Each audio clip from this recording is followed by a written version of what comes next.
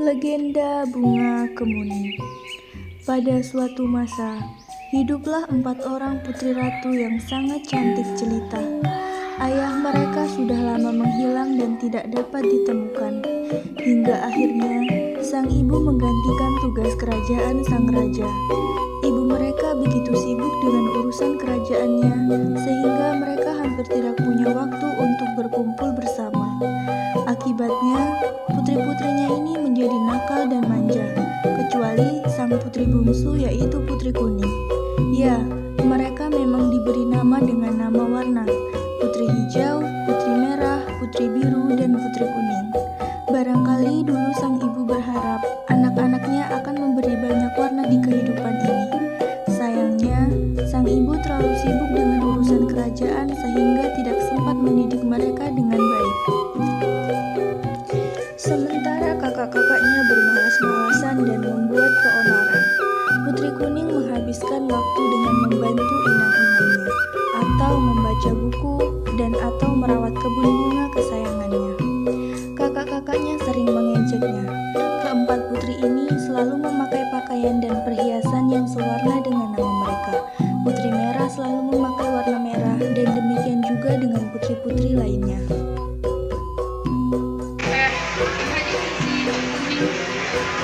Dia pantas ya jadi seorang pelayan. Mana ada seorang Kata Putri Merah yang disambut gelak tawa yang lain. Sudahlah, lama-lama mereka malah sendiri.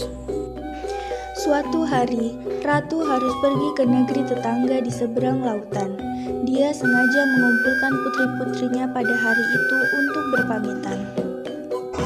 putri-putriku, ibunda akan pergi jauh. Mungkin sebulan lagi ibunda baru akan kembali. Kalian ingin ibunda bawakan apa? Aku ingin gelas dan kalung baru, ibunda. Jangan lupa jantannya harus besar ya.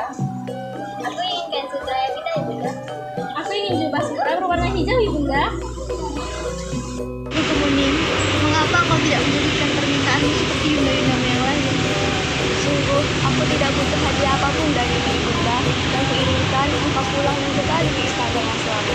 Sang ratu hanya mampu tersenyum dan memeluk putri bungsunya yang baik hati ini, dengan sifatnya yang berbeda dengan para putrinya yang lain. Sementara di belakang mereka, para putrinya yang lain tampak tidak suka. Mereka menganggap bahwa Putri Kemuning hanya mencari muka saja. Sepeninggal sang ratu, kakak-kakak Putri Kemuning semakin malas saja. Kegiatan mereka sehari-hari hanya bersolek, makan, dan bermain. Para dayang dibuatnya sibuk melayani mereka. Sementara itu, Putri Kuning menghabiskan waktunya dengan merawat kebun bunga istana yang merupakan tempat favorit dia dan ibunya. Memang, saking sibuknya para pelayan istana meladeni kemauan kakak-kakaknya, kebun istana menjadi terbengkalai. Sepertinya kita punya inang baru. Hai semuanya, nanti jika sudah selesai, kalian bersihkan kamar kami ya. Oh, anggota. Ya sih, sepertinya jika kita jalan-jalan di luar istana daripada melihat orang sok baik itu.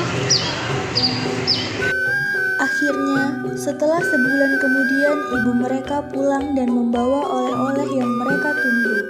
Mereka sibuk berebut mencari barang permintaan mereka, dan hanya Putri Kuning yang teringat mengucapkan selamat datang dan memeluk ibunya.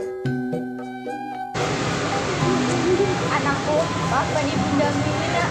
Ibunda tidak bisa mendapatkan perhiasan berwarna kuning untukmu. Hanya kalung dengan permata hijau ini yang bisa ibunda berikan untukmu. Sudahlah ibunda. Lagi pula keselamatan ibunda lebih penting daripada oleh-oleh ini.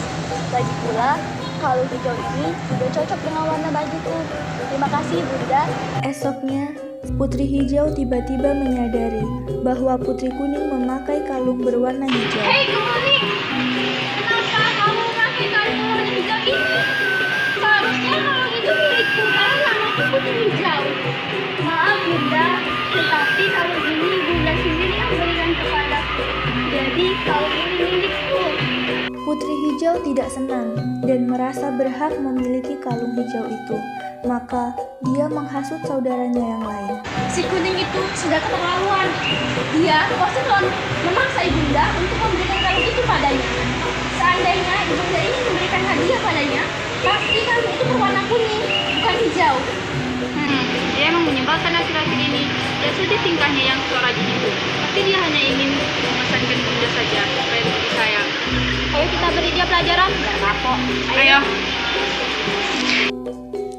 Diam-diam, mereka menangkap Putri Kuning saat berada di kebun istana dan menyiksanya. Tanpa sengaja, salah seorang putri memukul kepala Putri Kuning dengan keras, sehingga dia tewas seketika. Mereka semua bingung dan takut. Akhirnya, Putri Merah memutuskan untuk mengubur Putri Kuning sebelum kematiannya diketahui orang lain. Putri Kuning pun dikuburkan di tengah kebun istana.